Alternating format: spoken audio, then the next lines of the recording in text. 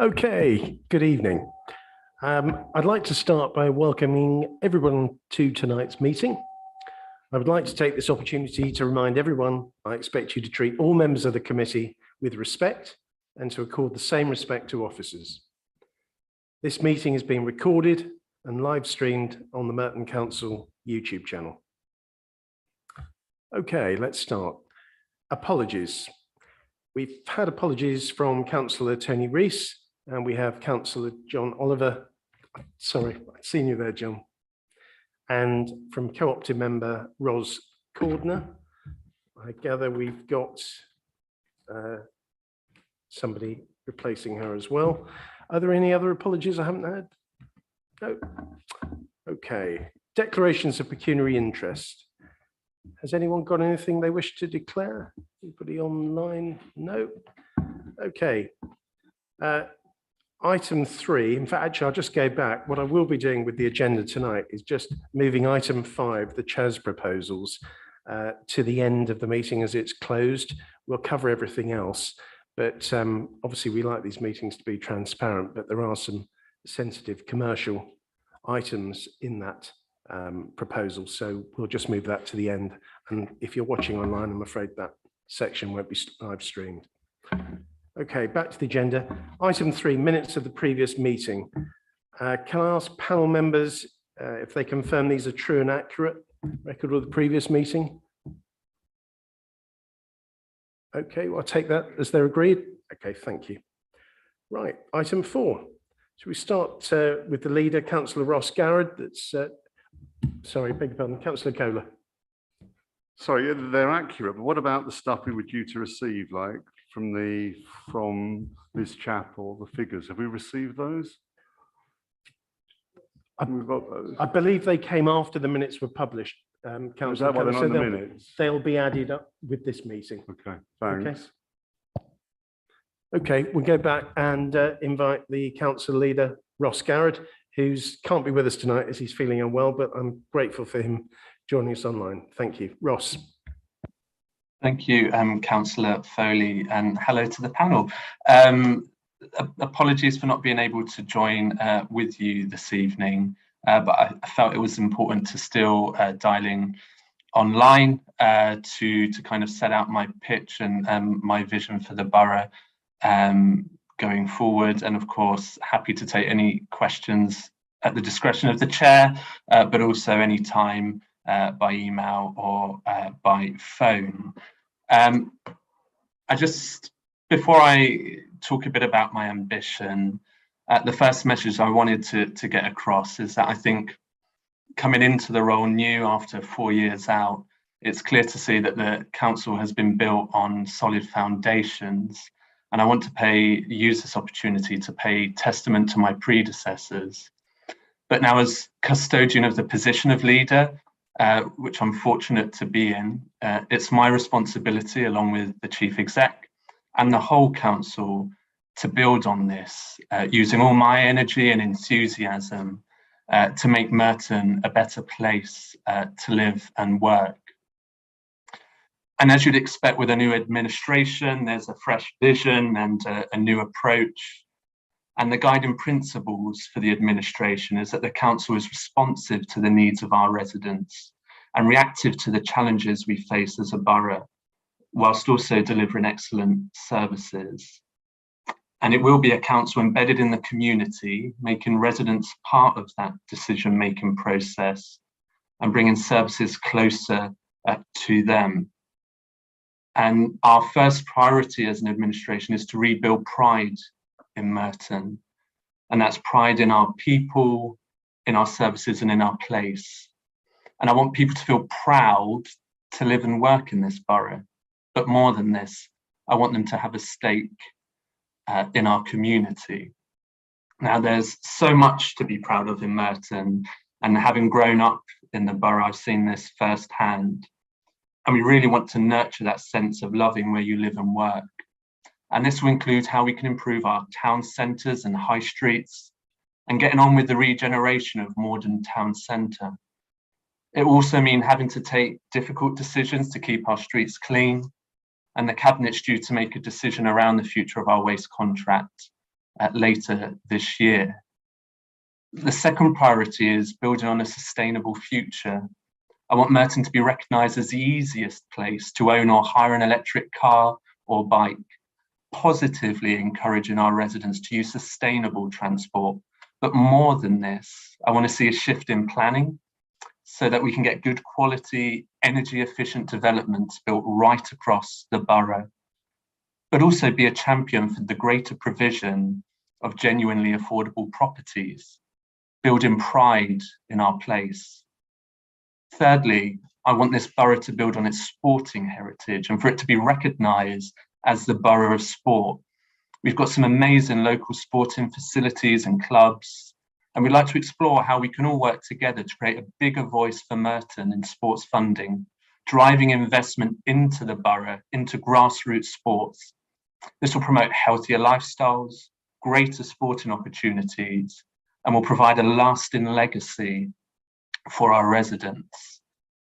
There's a real desire to unlock the next level of our great borough, but there is a lot of hard work ahead, and this administration is committed to delivering a borough that all our residents can be proud of. Thank you, Chair. Thank you, Ross, for that. Members, any questions? Councillor Manley first, and then I'll take Councillor Neveson. Good evening. Thank you, Chair. Good evening, Councillor Garrett. I want to first of all thank you very much for sharing the Wimbledon crown jewels with the east of the borough recently. I can't tell you how pleasing it was to see people sunning themselves in the cannons, which we're very proud of in my neck of the woods, but actually really enjoying the tennis on a big screen. And I do believe on the men's finals we had over 100 people. So may we continue with that in future times and maybe share more of the sporting love in the east of the borough. But what I would love to pick up on with you is in terms of, you speak about ambition and vision for the regeneration of Morden Town Centre. And I would ask you also, is that limited, or can we also look forward to enjoying the regeneration of Fair Green and Mitcham Town Centre, which is lacking love, and maybe encourage a very sustainable business area, not just filled with loads of barbers and chicken shops? Thank you. Would you like me to come back to that one, Chair? Or? Yeah, yes, please, Russ. Yeah, thank you, Councillor Manley. And I was privileged to go and see some of the tennis at the Cannons during the week. And I think it was a fantastic turnout and completely justifies having a screen in the east of the borough, the first time in the history of the championships. And I certainly, and I think it's shared amongst colleagues across the chamber, but also in the Labour group, would like to see more of that, bringing international championships to the doorsteps of our residents and bringing sport to the doorsteps of our residents. And that will be a cornerstone of the first term of this administration.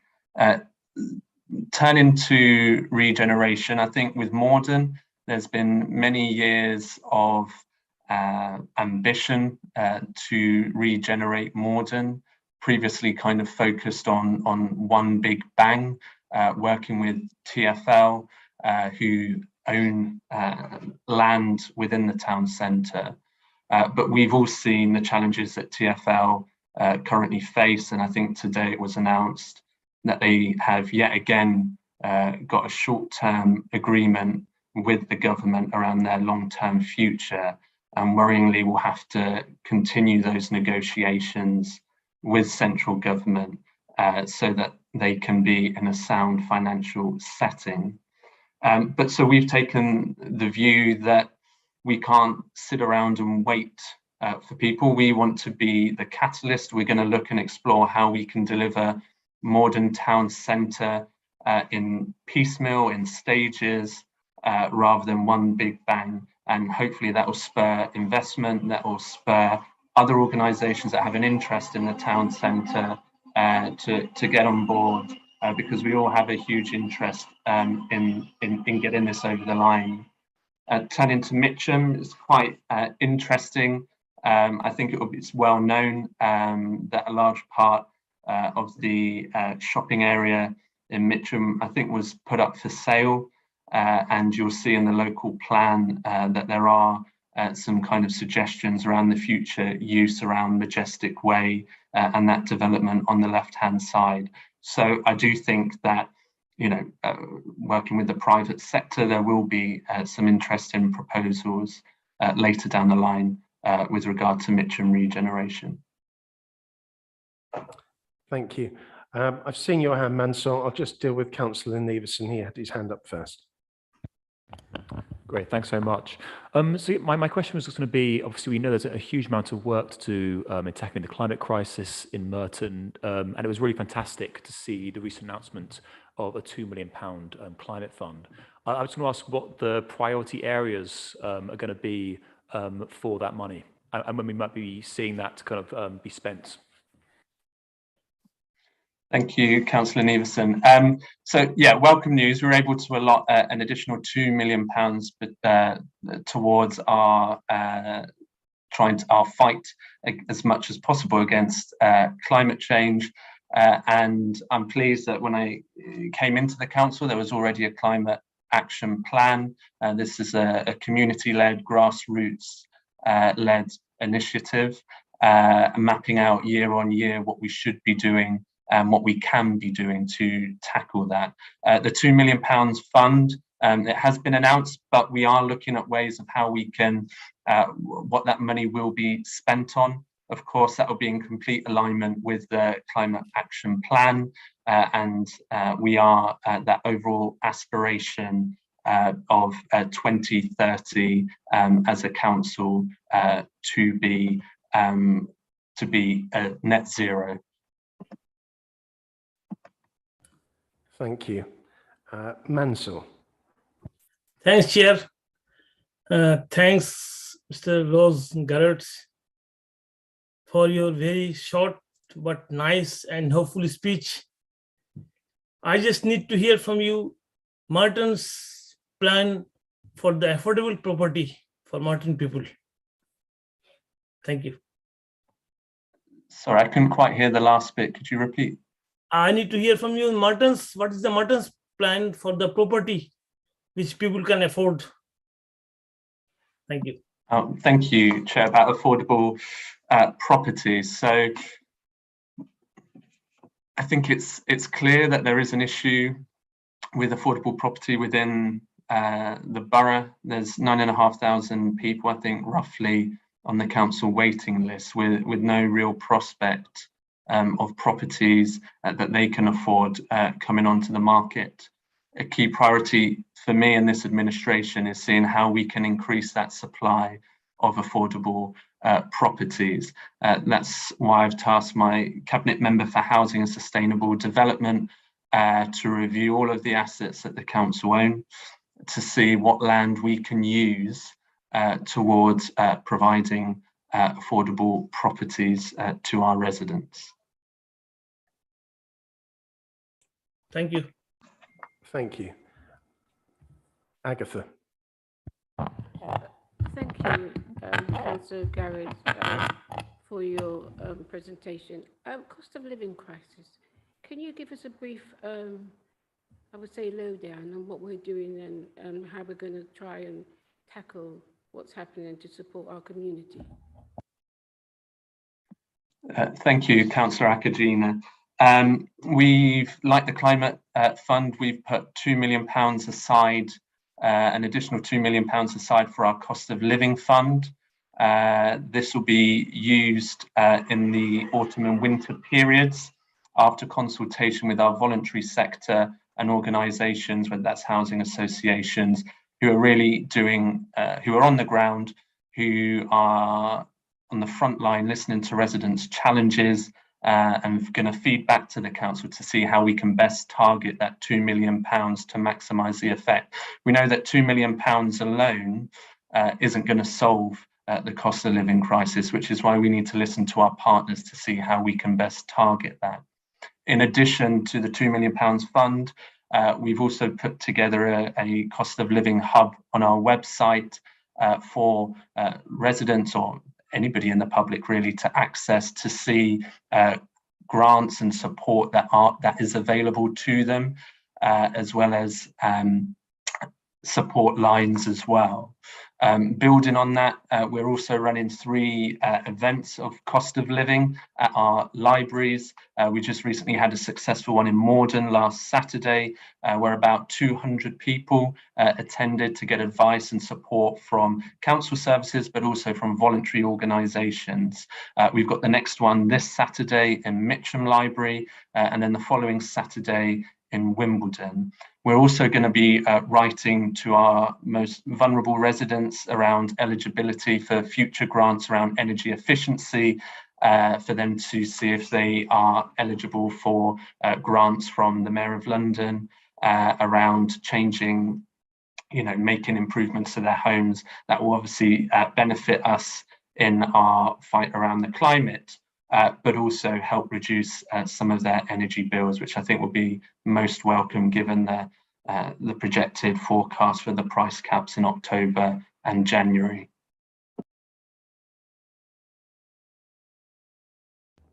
Councillor Paul Kohler. Thank you. I have a couple of questions, but first just a clarifying a point of fact. How much is in the Climate Change Fund? So we've announced an additional £2 million for that. Now, how much is in it though? I know there's an additional 2 million, but what's in the Climate Change Fund at the moment? So in the previous administration, they agreed, I don't know the financing that they put aside there, but there was a fund, I think it was roughly around £2 million itself as part of the Merton 2030.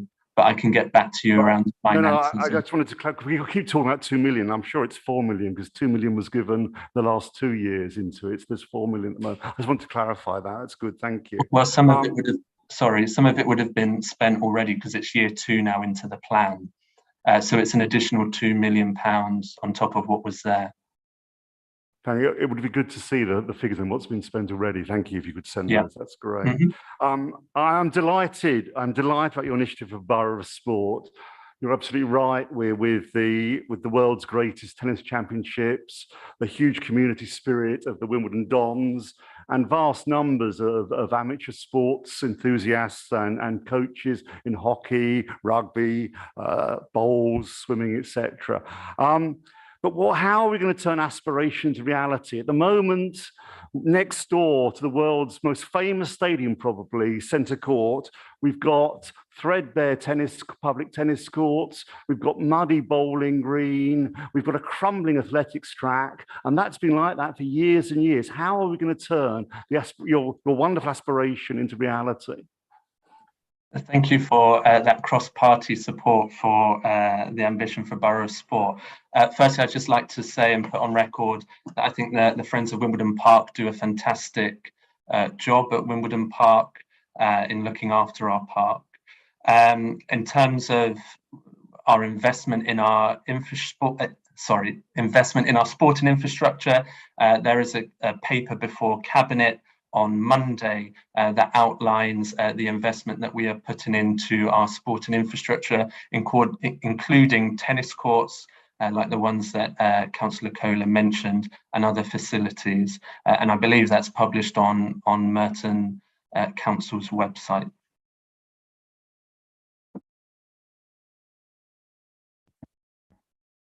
Is that it?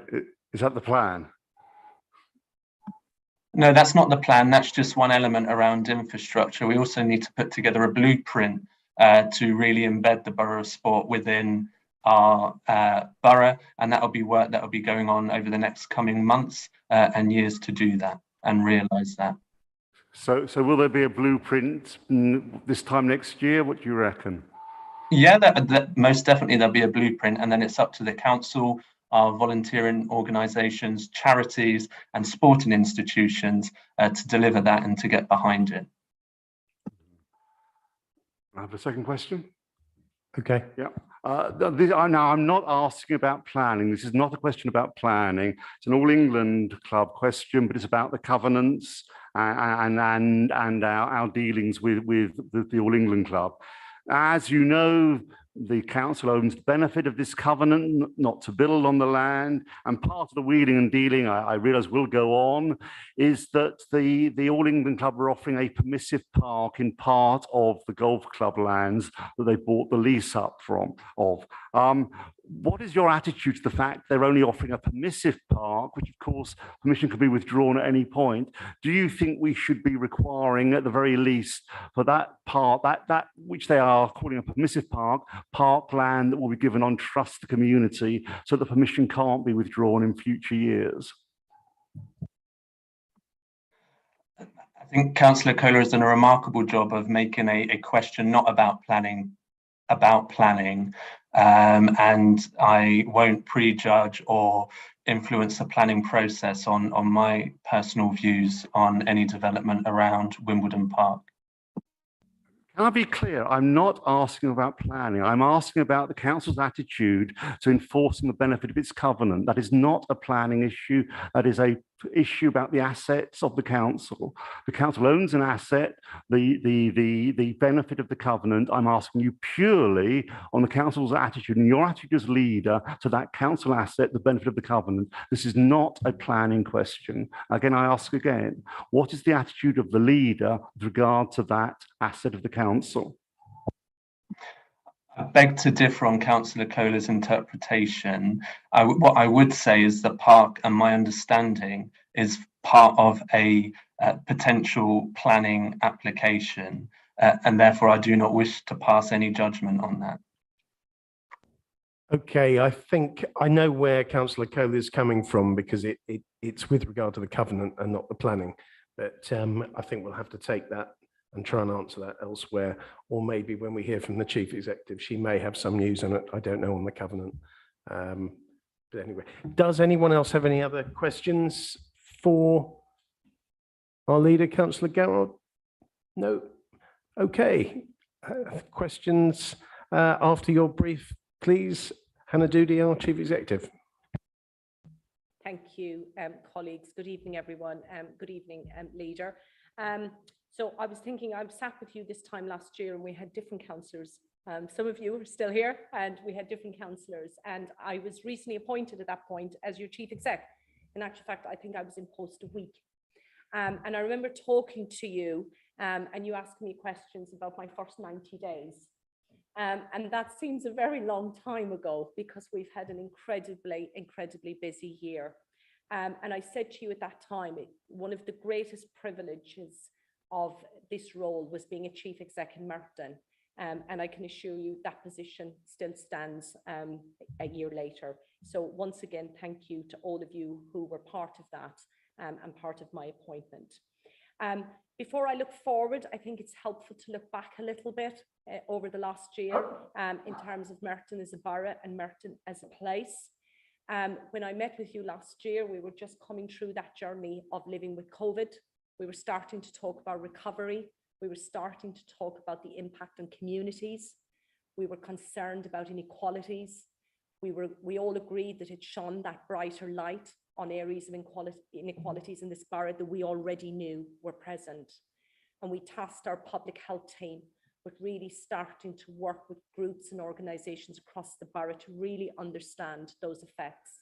And some of that work is now starting to come to fruition. But we did continue to look after and ensure our most vulnerable residents and young people, adults, were cared for. As we were starting to work through what recovery meant, we were launched into a situation with our response to the dreadful Ukraine situation. And as a borough, I'm incredibly proud that we were one of the first London boroughs to mobilise. I can't thank every partner that enabled us to make that happen, but I do want to thank the Polish Family Association and Commonside, that when they were approached, just dropped what they were doing and said, we can do this and we can do this together. Because one thing we learned during COVID and our response as a borough during COVID was when we came together as partners, that's when we worked at the best. As of today, we have 258 Ukrainian citizens on the Homes for Ukraine scheme. and we go from strength to strength in building our communities around them to ensure they feel part of that community. We then had Ofsted, which was a long time coming, but of course during COVID didn't happen, and very pleased with the outcome that Ofsted rated us as an outstanding borough, even though we had been responding and looking after our most vulnerable for 2.5 years during the pandemic. We also set up apprenticeship schemes for our young care leavers, because I think one thing COVID did tell us was the role our young people have to play in this borough. And the one thing I've experienced in the last year through our Children's Schools and Families Department is the strong voice of young people in this borough across a range of things, including climate change and climate action. We looked at, in terms of our workforce and getting a workforce ready for recovery. And I'm pleased to say that we have been successful in appointing a workforce equality and diversity and inclusion person to help us shape that agenda and work with our workforce across the council, but also in attracting a more diverse workforce into the borough. But we have to look forward. COVID has changed the way we've looked at place. It's changed all of us in the homes that we live in. We're more aware of the things we see every day now in the place that we live. And I think these priorities that has been set out by our new leader, Councillor Garrett, and his new administration, builds on the foundation of what we can now deliver in terms of recovery for our residents. And none of this should come as a surprise to us. It's absolutely reasonable. We all, I don't live in Merton, but I do live in a place, and we all want our clean streets. We do want affordable housing. We want our nice town centres. We want good transport links, and we want great open spaces. And I told you this last year at this time, Merton has got all of those. And I think we have a great opportunity now to move forward and build on that in Merton. My job as your head of paid service is to make sure my workforce, myself, we're organised and our resources are organised to enable the administration and our new leader to deliver those priorities. I don't underestimate the challenges on that. We have big policy changes coming down the line. We're already starting to do some background work around the care reform. That's going to be quite a big challenge for us. We have got the children's social care paper. We have the white paper and green paper on school reform. We will have building control reforms following Grenfell, and you will tell me rightly so. So we do have some big policy changes. And I think one of the greatest challenges we will also have coming down the track at us is working with central government around the refugee dispersal scheme and how we look after the most vulnerable that has come here at times under dreadful circumstances and how we respond to as a borough. However, I think with our evidence base of how we responded in a pandemic and then how we responded to the Ukraine situation, I think we are very well placed to meet those challenges and move forward. Thank you, Chair. Okay, I'll invite any questions from the floor. Councillor Neveson first.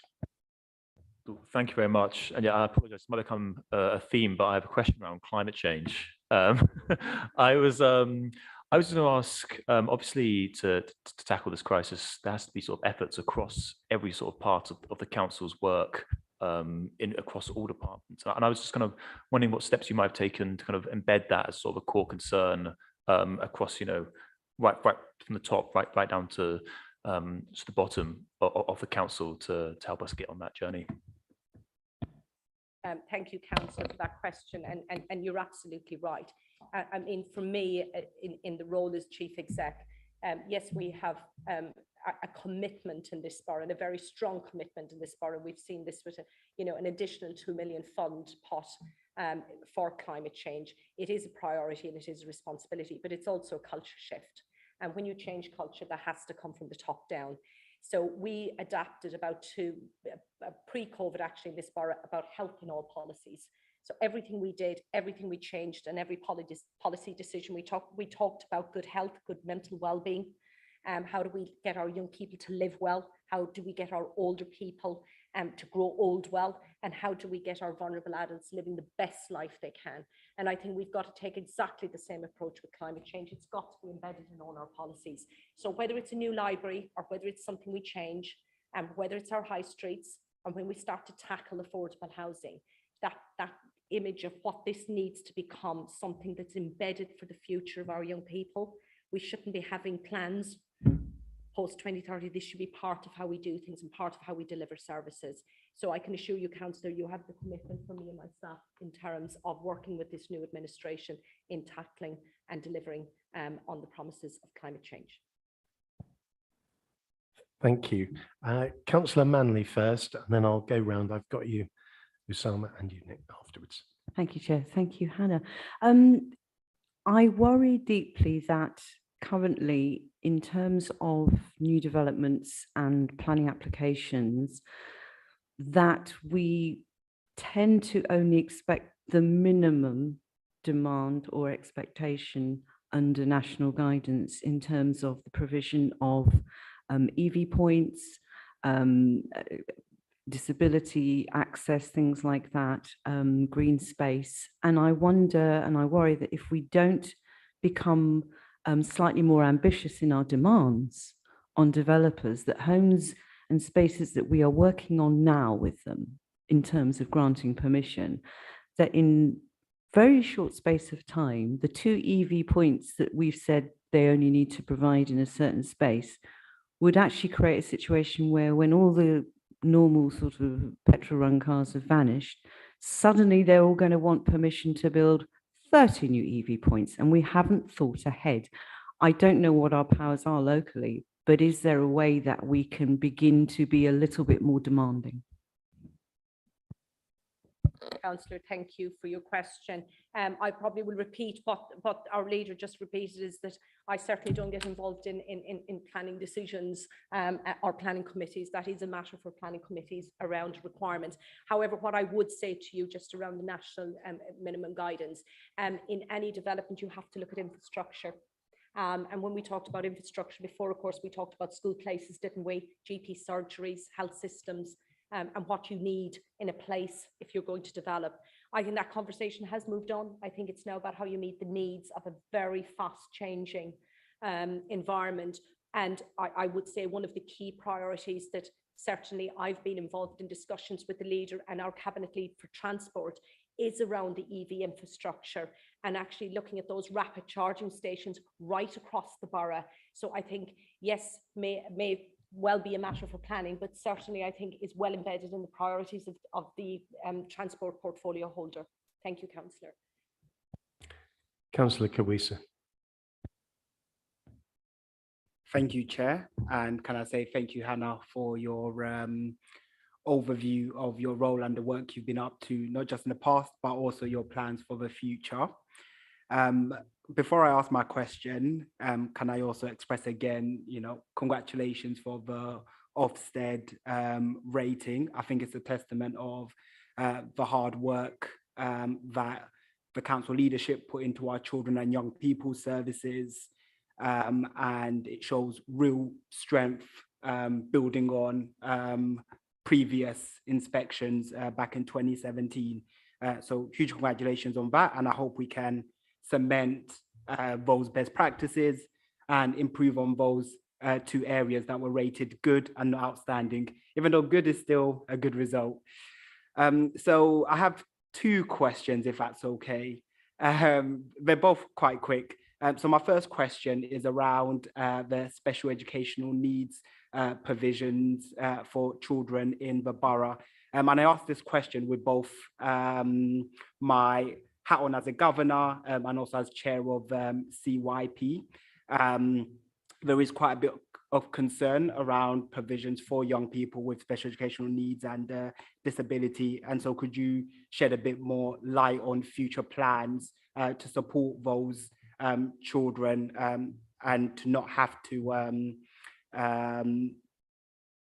bus them to faraway schools and to have those provisions more local to them? And my second question is around our role as corporate parents and the recruitment of foster carers. I know that's been a significant challenge in the past, but from the reports I've read, there's a new sort of recruitment strategy that is underway. Could you give us any insight into how that recruitment campaign is going and whether it is being effective, although I know it's early days? Thank you, Hannah. Thank you, Councillor, and can I thank you again for your acknowledgement of the Ofsted report. And can I say to you, it's down to the hard working of frontline officers and staff right across children's schools and families, supported by colleagues across the council. We take our responsibilities towards our families and young people as a council, not just as a department. So I want to acknowledge all staff and the roles they played in getting us a fantastic result, and the work doesn't stop here. We have to keep building and keep going. Just picking up on your first point around descent reforms. As I said to you, one of the key policy changes we will start to see over the next year and beyond, and it's not just children's care reform, it will be children with special educational needs care reform. This is incredibly is welcomed and really has been in making. Probably COVID helped it off a little, but really needed to happen a couple of years ago. So I think the funding reform first for children with special educational needs, it's not an equal system across London, indeed across the country.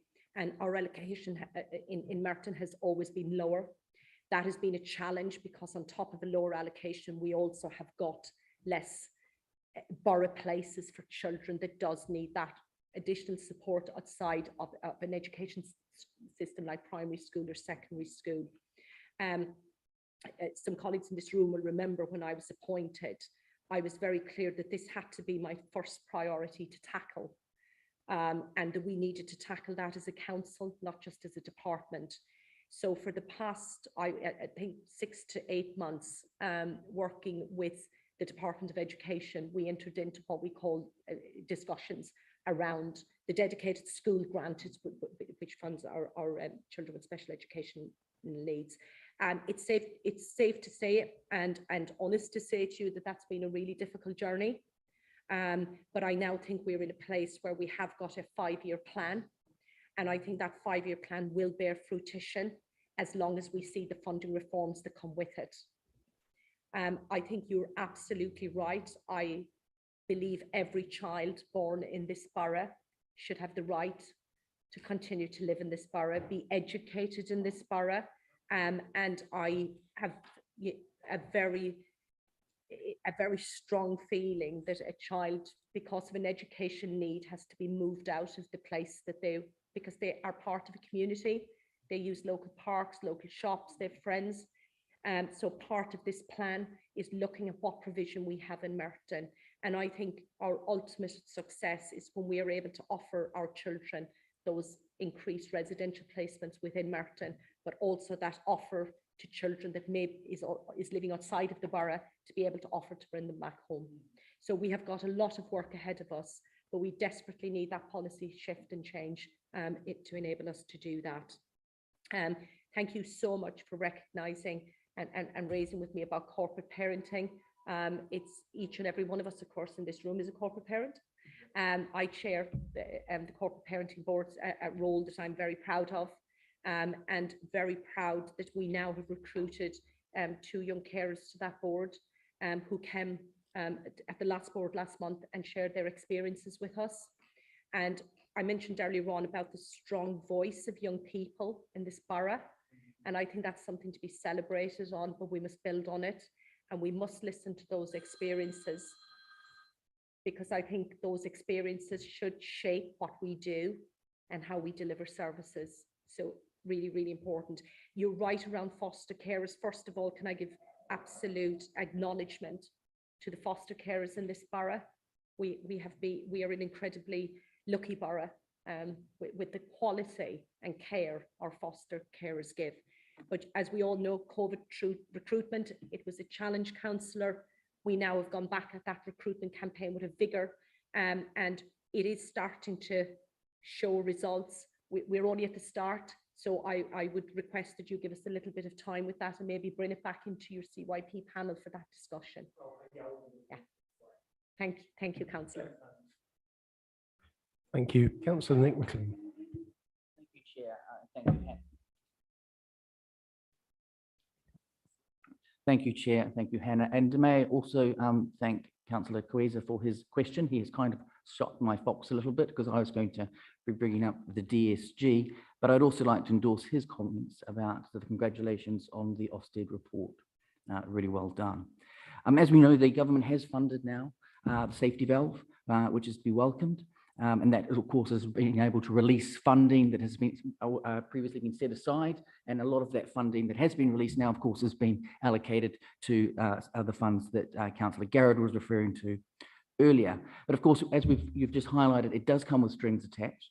And we need to make sure that and have confidence that going forward, we will be able to demonstrate the recovery plan and stick to it. It's certainly something that, as you know, I brought up a lot in the last municipal term. And yes, the government has come to the party, but those changes need to happen. And we need to have confidence that we'll be able to stick to the recovery plan. So look, I'll move on to another area then quickly, and I appreciate also the commercial sensitivities, but it is about the renegotiation of the Veolia contract. And the ambitions we're going to have for that. It's definitely something, I know it's cross-party, it has to be looked at and quite closely. And so again, I appreciate this sensitivity, so I'm just wondering how far you can go about the ambitions you have in that renegotiation. Thank you, Councillor, for your questions. I am just going to go back on your earlier point, and thank you for your acknowledgement around the DSG negotiations. And the one thing I would say to you about any recovery plan, it's never a cast iron guarantee. That recovery plan is based on two key issues. One is that the social care reform comes on send and we get those funding allocations, not just from Martin, right across the country. Just looking at recent figures, the negotiations on safety valve is now happening. It's happening countrywide, so it's not just boroughs in London. It's actually in county councils as well. So it is dependent on that. And the other thing I think that we don't have control over, but it's something that it has to be monitored as part of the plan, is your increase or decrease in the number of children that comes into your borough with special educational needs. And we're working very hard with schools who have been an incredibly strong partner in this, around how we manage children at an early age, and that real preventative measure within our education environments. In relation to the Veolia contract, the going forward for me, I think one thing we have done in the last 6 months, but specifically since the new administration, is we have been meeting regularly with Veolia, and their weekly meetings. We have not just served an improvement notice, but we've also looked at a council, our role, and what we can do. And there has been several improvements. I don't think we'll ever, whatever you do, it'll never be 100%, because if you, pick up a fly tip here and you move over to there, another fly tip happens here. So I think my ambitions going forward is that it's multifactorial, that there is a big education piece to do around with residents. The majority of residents behave absolutely incredibly well around waste disposal, but you have seen the wall of shame, you have seen the fly tips, you have seen the parks. When they become, when we get a lot of people in there. So there is something about educating, and there is something about continuously talking to residents about their responsibility to try and work with us. And there is a continued responsibility on my behalf to continue to work. And with this contract, we have a contract that it is with Veolia, and we have to work with that and hold Veolia to account to try and make this place as good as it possibly can for residents. Thank you, Councillor. Councillor Billy Hayes. Yeah, thanks for all the work you do, and thanks especially for reading out my results on May the 6th. That made me a councillor in Grave now. It's probably the most grateful thing we are to you. That you do. You would not believe it. In terms of democracy services, and I think they do, from what I can see, is do a brilliant job. And I particularly like the breakdown of information in the wards. And I know it's a little bit dated now. I just wondering when that's coming up, because, for example, I mean, I know it's not the kind of thing many people study, but it is worth studying. Like the last time the stats were done for Gravening, it showed household income, I think it's £35,000 a year. And I think that them stats are about a year out of date now. So when can we look forward to the stats for the new wards? Because there's been some changes. And when will they be? And is there a Merton-wide stat, a kind of an omnibus stat of the borough, you know, so population of the borough, average income and that. Thanks. Thank you, Councillor. And you reminded me, I forgot that bit in the last year, that it was my first time becoming, sorry, I was having the role of a returning officer, and thankfully it all went, it went well. But so thank you for reminding me of that. So just, you've brought up a really, really important point, because of course, one thing we have seen, not just through COVID, to be fair, Councillor, but also with Brexit, we have seen a shift in the population and in the makeup and the demographic population. Of course, we've had the boundary changes as well. So the office, it's always a bit behind this data. So the Office of National Statistics is a great starting point, because that they collect most of it through the census stuff. But we do a lot of local data collection as well. And we focus very much on not just the population size, but also the health of the population in terms of well-being. So there is an awful lot of information out there. And I think one of the challenges going forward is getting the data in one place, that it makes sense to you, all of you as ward councillors, that you can use that data to have the conversations with your local residents and to understand even better what matters in your ward, in your place. And I think that's an absolute priority for us going forward. We have got incredibly good public health data, but that sits within public health. And then we've got some very good health data, and then we've got some very good policy data around borough, you know, changes in family sizes, changes in accommodation. And you're absolutely right, Councillor, we have seen the economic changes in over the last 2 years.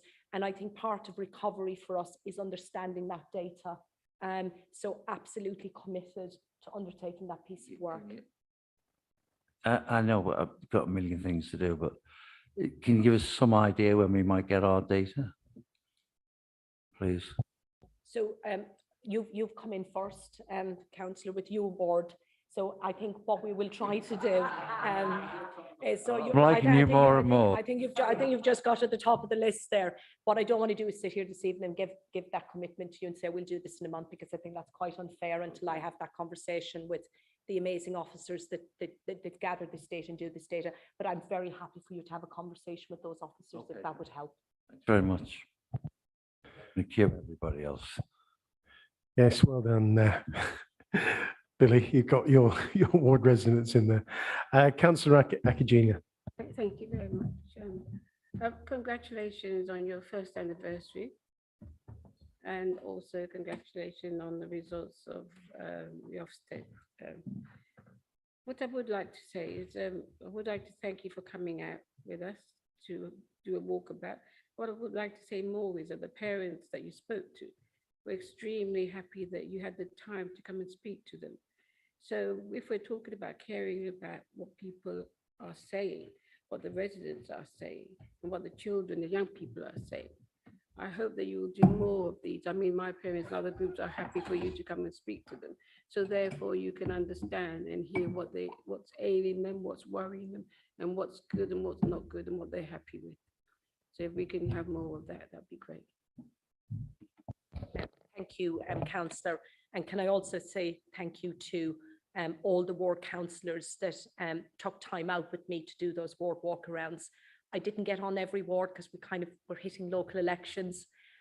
So that is back on, and my office is already working with diaries around getting out on those ward visits. I found them incredibly helpful because I think that's where you really start to see and feel what a ward looks like. And I experienced, I know, Councillor, with you firsthand, some of the challenges some of your ward residents were facing, and some of their genuine concerns and fears. And you know, I'm entirely grateful that they were so open with me. And I'm very much looking forward to coming back. And if they're grouped again, I will definitely be dropping in. They definitely gave you breakfast. They certainly did. Thank you, Councillor. John.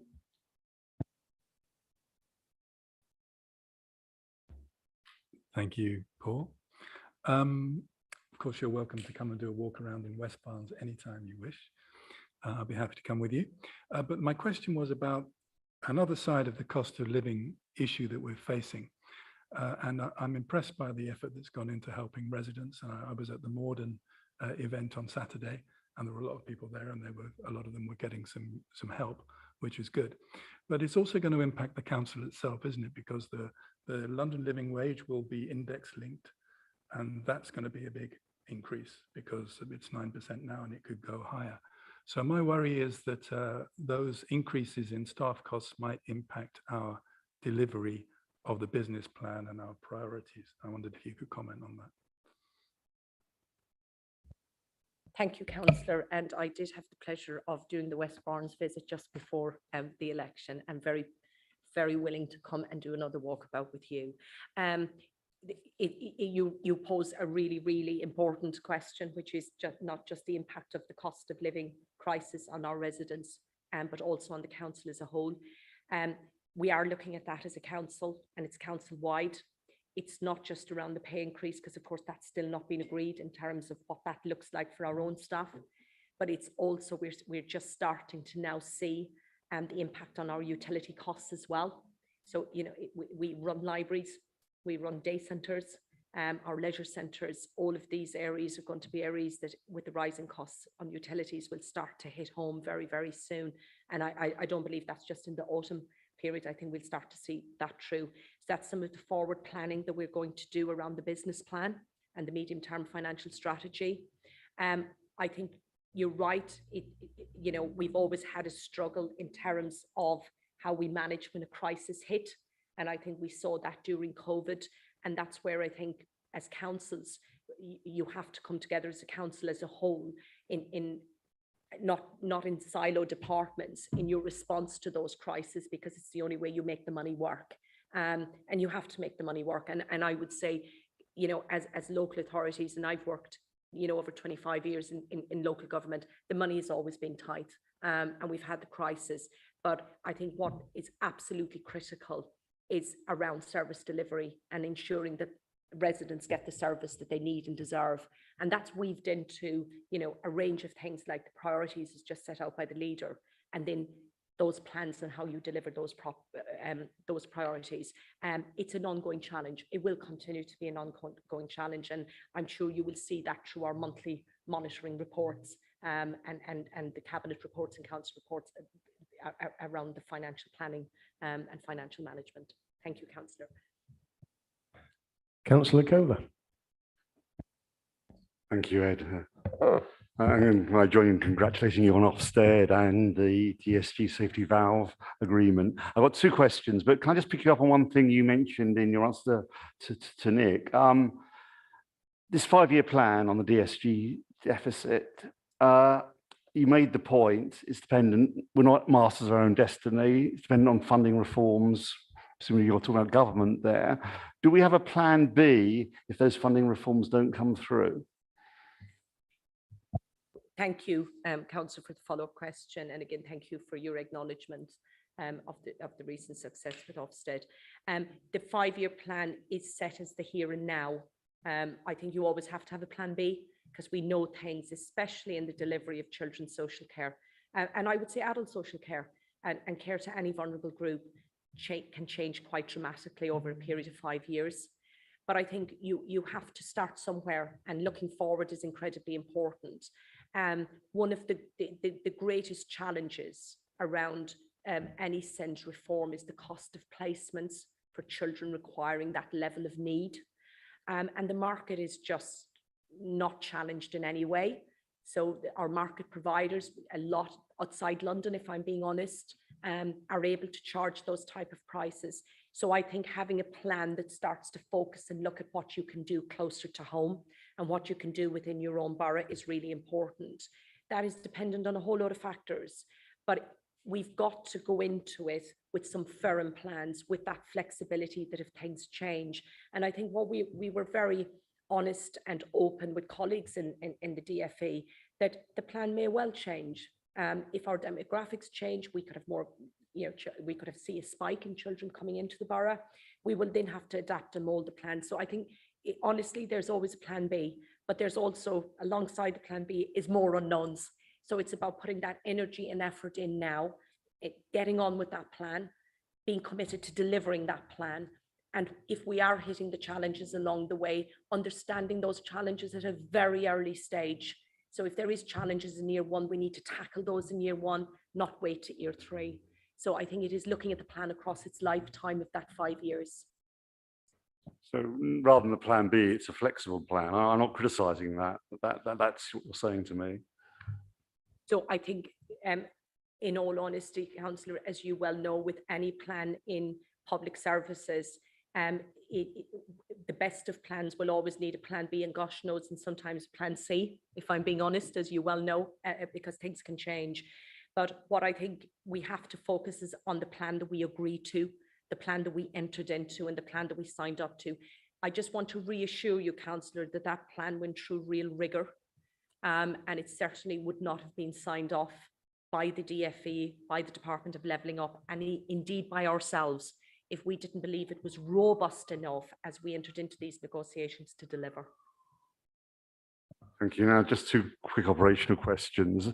There's a danger of sitting here being self-congratulatory. So standing back and being critical for a moment, talking about Clarion. Our recent council press releases, we've talked about shocking disrepair, gone on for years. These are quotes from council press releases. Why do you think we as a council took so long to notice? This has been going on for decades, as we've admitted. Why did we take so long to notice as a council? So thank you, Councillor, and I think we'd all agree inside this room and indeed outside of this room that the standard of accommodation was just not acceptable for our residents in this borough. I think it's easy to, and you're absolutely right, and I would agree with you as a chief exec that you never spend your time patting yourself or your teams on the shoulder about everything you do right. You also have to look at the things in the borough that is really challenging. But I think you've also got to be very understanding and being very honest and transparent around the complexities that sit behind a non-stock owning authority. And when you don't own stock, you're limited powers within what you can and cannot do. Clarion is our biggest provider in this borough.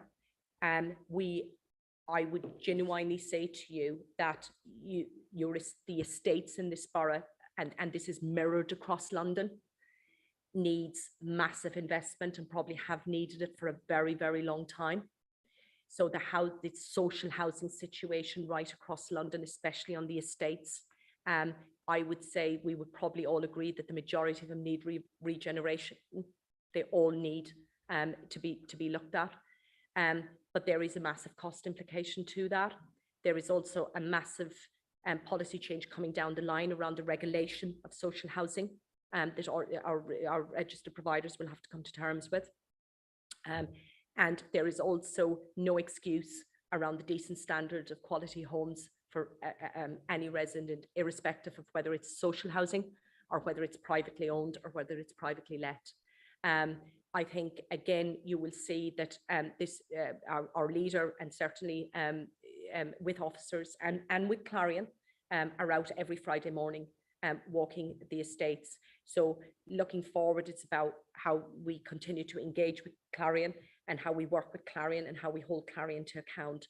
But I do think one thing that is fruitful is boots on the ground, and having those visits out to the estates is starting, I think, to show residents that they have a voice in this, and they will continue to have a voice in this.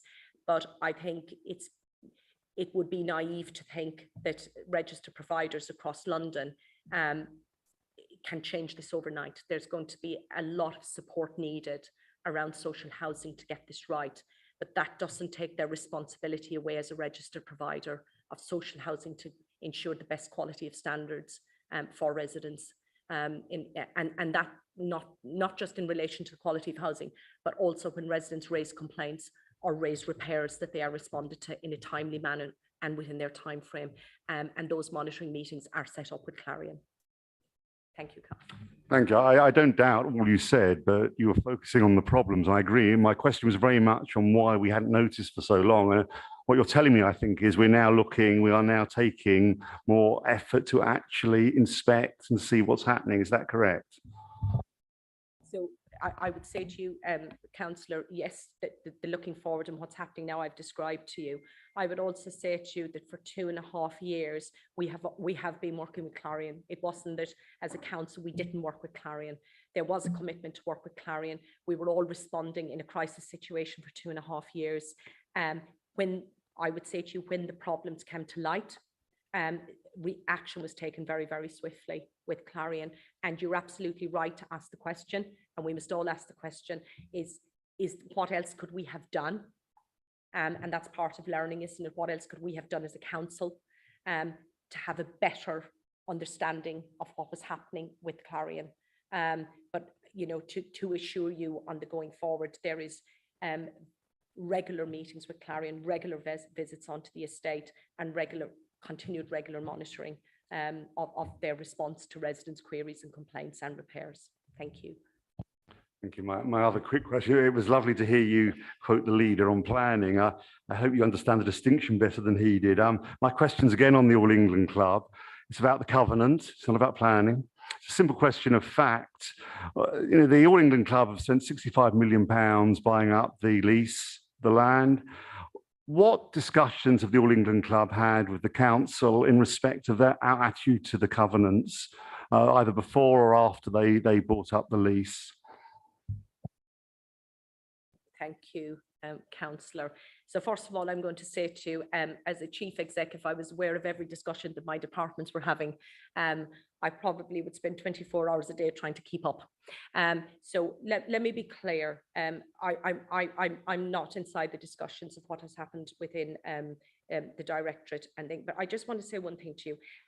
As a chief exec, one thing you have to ensure happens, there will be varying opinions on a lot of things that happen in your borough. There'll be times when everybody agrees, and there'll be times when there's disagreement, and there'll be times when there's independent views, and there'll be times when there's varying of views. My job as head of paid service and as the chief executive of your borough is to make sure process is followed, and that's exactly what I intend to do. Now, there's two processes here that has been well documented and well set out. One is a planning process, and that needs to happen. And the second process is then the issue of the covenant. But we need to follow process, and one process must follow another. And until one process happens and any formal request comes through, then I can assure you this council will take independent advice and make sure it reaches and advises our leaders and our administration, and make sure they have the best advice they can to make that decision. Thank you. So there's no understanding with the ALTC about our attitude to the covenant at this stage? As I said, Councillor, I'm very clear it's a process, and that process has to be followed. This decision, before any decision can be reached, there is work to be done. And my job is to make sure my officers give the best advice and get the best advice to enable our politicians to make those right decisions. Thank you. Thank you, Hannah, for just tidying up that as we finish with Councillor Garrett on that subject. Thank you. Just two more questions. I'm conscious of time. One from Councillor Brunt, then I'll ask a small one at the end. Thank you. I'm going to touch back on our relationship with tenants who are on Clarion estates in the borough. Given that we're going through a regeneration, something that came to light to me during the election, and I applaud all the efforts that the electoral services team put in on this, is that there was confusion amongst many residents, tenants, about their status for voting, and I think that many assumed, because Clarion were paying for the redirect of mail, that it was all taken care of. And I think that given the regeneration of High Path Estate is going to take 10 years potentially, we've got Eastfields Estate coming along and the Ravensbury Estate as well. It's just about us not losing touch with that direct communication with residents. And I know that Clarion in the end started, for the people who are moving, during the early part of this year, starting putting a voter registration form in the pack they were giving to people moving. But that was one form, and there could be several, and it's an online thing as well anyway. So it's just some guarantee that the lessons learned through this process, and that we put some strategies in place because there will be elections going on with all transfers going forward for the next 10 plus years. And we just need to make sure that it's smooth and people are not disenfranchised because there's any confusion. And we can't leave it to Clarion. We need to be relying on them to doing a lot, but we need to gear up ourselves to make sure. So I'd like you to keep a focus on that going forward. Thank you. you want me just to come back on that very quickly? So thank you, Councillor. And as you know, at the time you raised it with me, can I be honest, I didn't see it as a clarion responsibility. I think that is our responsibility as a council. And just to reassure you, I think we were very clear that because we knew that that movement of people was going on into different apartments, that even if people come with the old address, we would have been able to issue there and then. But it is something that, one thing you always do as a returning officer post-election, you always have debriefs and you have some learning sessions about what went well, what went right, and what are the things you could do better. And that is on our list of actions, Councillor, just to give you that reassurance. But I hope we reassured you at the time in those actions that we took. Thank you. Thank you. I'll just finish off. Apart from congratulating you again, Hannah, on everything, I would like to thank you as well for your walk around Merton Park and getting one of the borough's historical buildings sorted, which had been in disrepair for over 6 years. And within 2 weeks of your visit, things started to happen. So thank you for that. I'd just like to ask, I know you're getting plenty of emails and we've spoken about it, but I've had another raft today. The Peel House car park in Morden, I know there's a report expected. I'm not sure if it's in, but could you just give a very brief sort of outlook as to where we are? Thank you, Councillor, and thank you for the walkabout and the time that you and fellow councillors gave me as well. Thank you for raising Peel House. You've raised it previously with me, and I know it's also raised by residents as well. It was a very, it is very much a loved car park, and of course it is in a very, it's in a great location for our town shoppers. It is complex. There is a report due on that, so I'm not going to be able to give you much of an update except to say, of course, one thing is when you go into start trying to fix something and you find a whole load of more problems, then it is a public place, public do use it. So health and safety is absolutely critical in terms of the report. So we are waiting on that report, and hopefully once that report and our cabinet lead has the chance to look at that report with officers, we're going to be able to feed back to you on next steps. Thank you, Councillor. Thank you. Right. If there's no more questions, I'd just like to thank Hannah and Ross for getting, oh, I beg your pardon, Nick.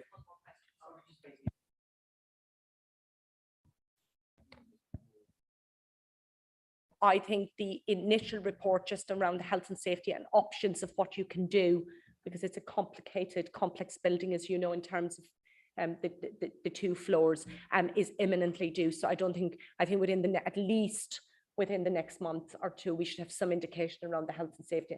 But following that, I would say that's just not a solution. It's then around what options you can and cannot do. Thank you. But I'm sure the cabinet lead and officers will be able to give a further brief on that once the report comes through. Thank you. Thank you.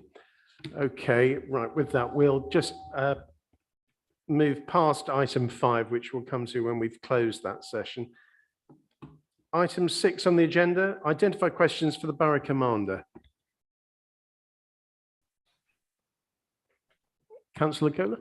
What we usually do is raise it here and then say, can you forward the questions? Yes, forward the questions to Rosie. Yeah. Okay. Yeah. Thank you for that. Item 7, the work programme. I think you've all seen it there. Anyone got any questions, or can we agree that? Is that agreed? Okay, great. Thank you. Well, we'll now go back to item 5, but this will be...